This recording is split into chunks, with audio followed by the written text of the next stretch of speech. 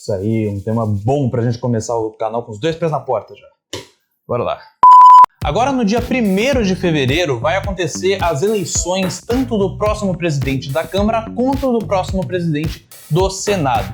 Isso significa que tanto Rodrigo Maia, que é o presidente da Câmara atual, quanto Davi Alcolumbre, que está lá no Senado, vão obrigatoriamente sair das suas cadeiras. Mas isso não significa que eles queriam sair, não. No caso do Maia, ele até poderia tentar usar de um artifício, não daria certo, mas poderia tentar usar de um artifício que o beneficiou há poucos anos, mas numa situação um tanto diferente, que também se referia à presidência da Câmara dos Deputados. Vocês devem se lembrar que em 2016, cerca de 2 semanas depois do impeachment da presidente Dilma Rousseff, quem começou todo o processo, Eduardo Cunha, então presidente da Câmara dos Deputados, teve o seu mandato cassado e aí assumiu interinamente o comando da casa o Valdir Maranhão, que não ficaria até o fim, porque a Câmara decidiu escolher um novo presidente, um mandato tampão que se nomeou à época, para completar aquele período que seria de Eduardo Cunha. E naquela época, Rodrigo Maia foi o eleito,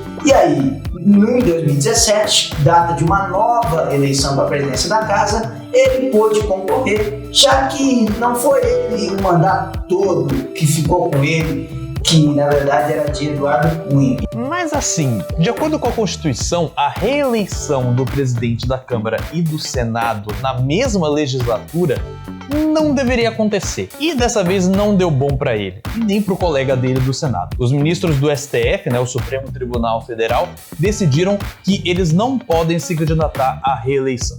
Agora, os dois estão tentando eleger seus sucessores. O Rodrigo Maia tem como candidato na Câmara o deputado Baleia Rossi, do MDB de São Paulo. Já Davi Alcolumbre, no Senado, tenta eleger Rodrigo Pacheco, do Democratas de Minas Gerais. Hoje a gente esquece um pouco o Senado e vai falar só da Câmara. Mas antes de falar dos candidatos ou de qualquer outra coisa, a gente precisa entender alguns pontos. Como é que funciona o rito de eleição do presidente da Câmara? O que ele faz efetivamente?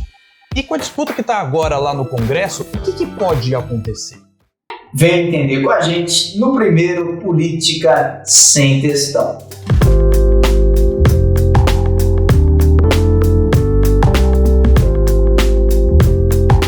Bom, vamos lá. Para começar, o que é o presidente da Câmara dos Deputados? Para simplificar as coisas, digamos que se os deputados são os representantes da população no legislativo, o presidente da Câmara seria o representante mor, ou seja, ele representa todos os deputados da Câmara. Não só isso, como ele também pode representar o país inteiro. Isso porque ele está em segundo lugar na linha sucessória. Ou seja, se o presidente estiver ausente e o vice-presidente não puder assumir, é ele que assume a presidência da República. O presidente da Câmara também lidera a mesa diretora da casa, que é formada por ele, o primeiro e o segundo vice-presidentes, mais 4 secretários e 4 suplentes. Tá bom pra você? Pois então saiba que ele também chefia a reunião de líderes e participa do Conselho de Defesa Nacional e do Conselho da República. Assim dá pra ter uma noção melhor do poder que o presidente da Câmara tem. Mas é claro que não dá pra deixar de falar da principal função dele, que é pautar tudo o que vai ser discutido pelos deputados durante o seu mandato. Esse mandato tem duração de 2 anos. Ou seja, qualquer projeto de lei que precise ser discutido no plenário da Câmara tem que ser pautado pelo presidente. Basicamente, se ele não quiser discutir alguma coisa, esquece. Isso é importante porque no sistema político brasileiro, isso significa que mesmo o presidente da República não consegue passar nenhuma lei sem convencer o presidente da Câmara a colocar isso em discussão. E isso envolve, na maioria das vezes, várias negociações. Por isso, é melhor para o governo que o líder da Câmara seja alguém da sua base aliada. Por fim, durante as sessões, é o presidente da casa também que determina a ordem das discussões e quando cada um vai falar, além, é claro, de supervisionar esses debates, advertir os deputados se precisar e até mesmo suspender a sessão. E é claro, ele tem o poder de permitir a abertura de comissões parlamentares de inquérito, as famosas CPIs para investigar membros do governo, e a abertura de processos de impeachment contra o presidente da República. Digamos que você não vai querer ser inimigo desse cara. Tá, agora que a gente sabe o que o presidente da Câmara faz, a gente vai saber, enfim, como que um político chega a esse cargo de tanto poder. Afinal, para um político ser presidente da República, por exemplo, ele precisa ser eleito pela população, certo? Bom, na verdade, o presidente da Câmara também é meio que um pouco eleito pela população. A diferença é que não é uma eleição direta, como é o caso do presidente da República.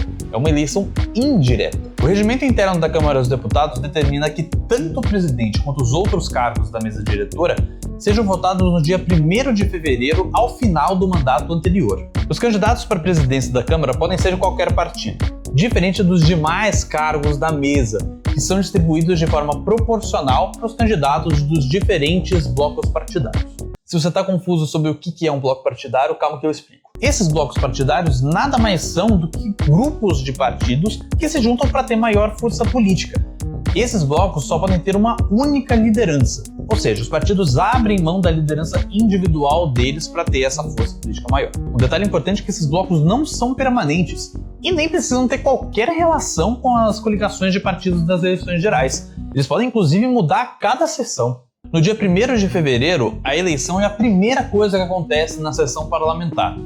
No entanto, ela só vai começar a partir do momento que 257 deputados marcarem presença, o que seria igual a metade das cadeiras da Câmara mais um. E adivinha, depois disso os deputados vão para uma urna eletrônica para votar nos 11 candidatos à mesa diretora que eles quiserem. Calma, não é a mesma urna eletrônica que a gente usa nas eleições gerais. Mas o princípio é o mesmo, afinal, o voto também é secreto. Isso, inclusive, abre margem para as famosas traições, como você já deve ter lido em vários veículos de imprensa grandes por aí. Isso porque, para conseguir ser eleito em primeiro turno, um candidato à presidência da Câmara precisa da maioria absoluta dos votos, ou seja, mais da metade do total de deputados. Se isso não acontecer, os dois candidatos mais votados vão disputar um segundo turno, tentando conseguir a maioria simples.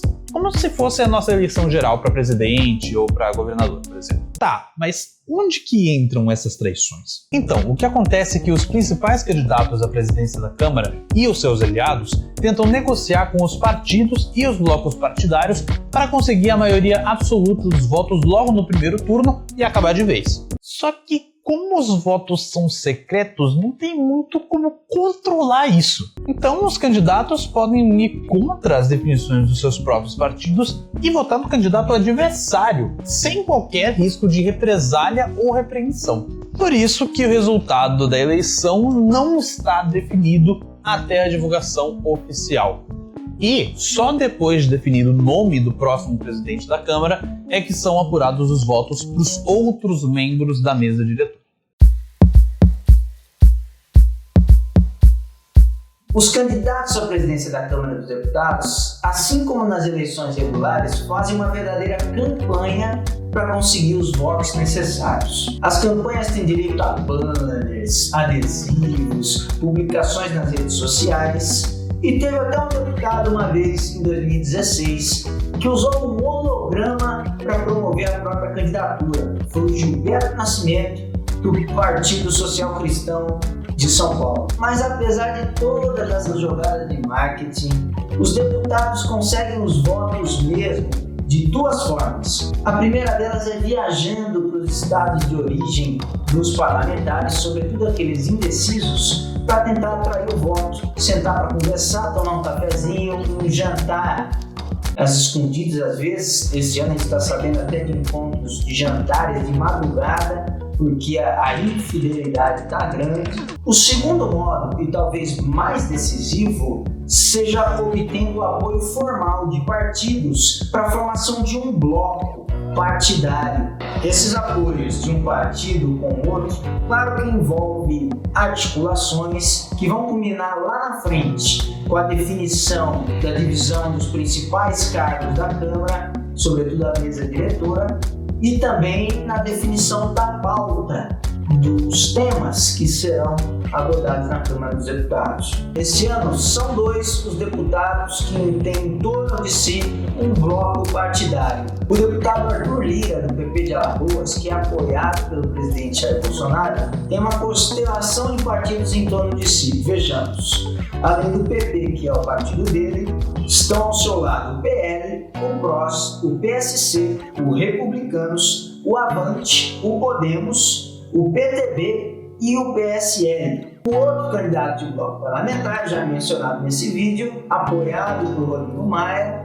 é Baleia Rossi, do MDB de São Paulo, que tem em torno de si, além do próprio MDB, o PT, o PSDB, o DEM, o PDT, o Solidariedade, Cidadania, PV, PCdoB, Rede e PSB. Além de Baleia e Lira, outros 7 candidatos compõem a presidência da Câmara dos Deputados. Só 2 partidos, isoladamente, lançaram candidaturas. O PSOL, que vai com Luiz Erundina, e o Novo, que vai com Marcel Bonatti. E existem ainda aquelas candidaturas avulsas, deputados que lançam o nome de forma independente. Alexandre Frota, do PSDB de São Paulo, André Janones, do Avante de Minas Gerais, Capitão Augusto, do PL de São Paulo, Fábio Ramalho, do MDB de Minas Gerais e o General Peternelli, do PSL de São Paulo.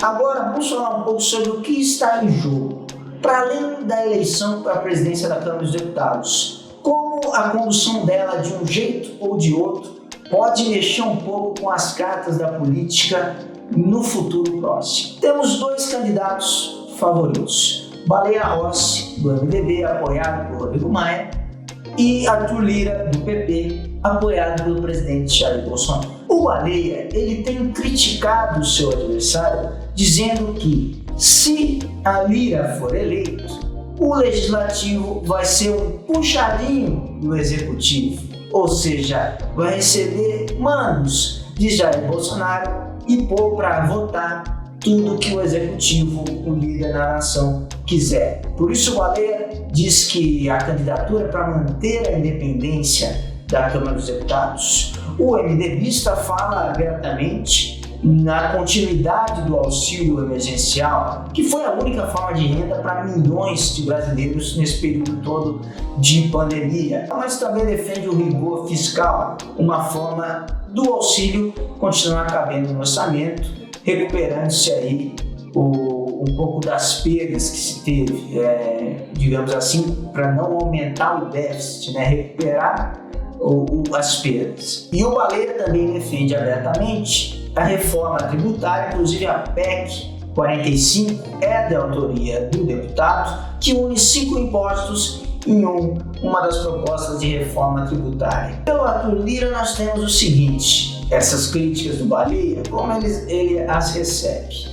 O Arthur Lira critica o seu adversário, dizendo que, por ser sucessor de Rodrigo Maia, caso eleito, vai continuar o personalismo na Câmara. Para Lira, Rodrigo Maia teve um papel de muito destaque e puxava tudo para ele, como se não existissem 512 outros deputados. O foco é em Rodrigo Maia. Essa é a opinião de Arthur Lira. Lira tem defendido com mais ressalvas que Baleia a continuidade do auxílio emergencial. Também recorre ao rigor fiscal, tem que ver se cabe ali. Então não defende enfaticamente essa proposta. Contra o dito personalismo, ele diz que a Câmara não terá essa de baixo clero, alto clero, será uma Câmara só. Lembrando que o tal do baixo clero abriga a maior parte dos deputados do Centrão, de onde veio, por exemplo, Jair Bolsonaro, e de onde é Arthur Lira, de onde foi Eduardo Cunha, aquela ala de deputados que é mais das negociatas, da política do subterrâneo, liberação de emendas e divisão e nomeação para cargos. E o que a gente queria dizer com futuro? Por ser mais próximo, recebeu apoio declarado do presidente Jair Bolsonaro, Lira é mais suscetível a votar certos temas sensíveis ao presidente para serem votados.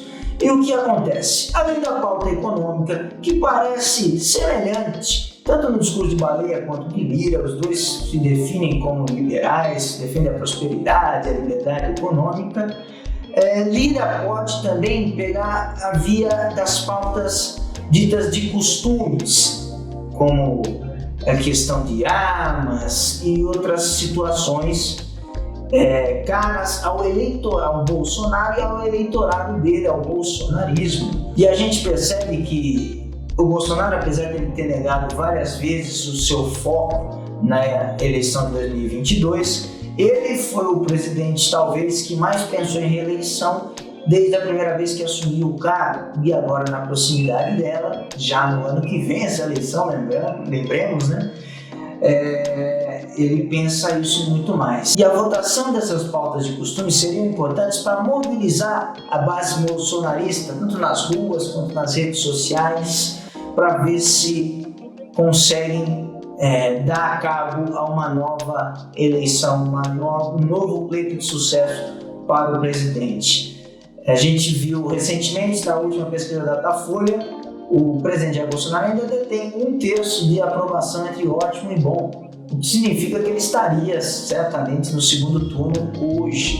Esse terço o presidente precisa segurar justamente para conseguir uma candidatura competitiva, é o que ele tem ainda, e caso consiga emplacar pautas de seu interesse, não só o interesse de Paulo Guedes e a equipe econômica, mas também de seu interesse na área dos costumes, que é a parte mais figadal da coisa, que ele sempre expôs mais na sua atividade legislativa e também na sua campanha, isso pode agregar muito e ter uma definição lá na frente. Claro, é só apenas um fator, as eleições têm vários condicionantes e certamente temos que esperar para ver o que vai acontecer.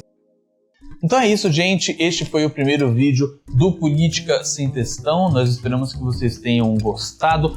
Política Sem Textão é um projeto de jornalismo independente e a nossa intenção é trazer assuntos de política, economia e cidadania de uma maneira simples, fácil e bem didática para todo mundo entender e não ficar pegando esses jargões super complicados que às vezes a gente vê nesses veículos de imprensa maiores. Obrigado por acompanhar esse vídeo, se inscrevam no canal, deixem o seu like, compartilhem, divulguem o nosso trabalho, que a nossa missão é essa, trazer um conteúdo de qualidade, com didatismo, para você que não entende muito, conseguir digerir tudo que a gente fala, e para você que já entende, também ter uma contextualização completa do que está sendo exposto, e aí para você se situar também no noticiário do nosso Brasil e também no mundo, que não está fácil de compreender nos dias de hoje, por interferência de fake news e também por exacerbação de notícias, que tem muita coisa rolando por aí e às vezes a gente confunde a cabeça. A gente também tem bastante coisa planejada para os próximos vídeos, a gente vai trazer várias entrevistas, vamos trazer outros blocos bem interessantes, fique ligado. E, obviamente, a gente vai continuar trazendo esse conteúdo informativo, didático e bem explicado, como esse vídeo que você acabou de assistir. Se tiver alguma sugestão, comentário ou dúvida, pode deixar aí nos comentários que a gente com certeza vai ler. Valeu, beijo! Então é isso, gente. Muito obrigado por assistir esse primeiro vídeo e a gente se vê no próximo. Tchau, tchau!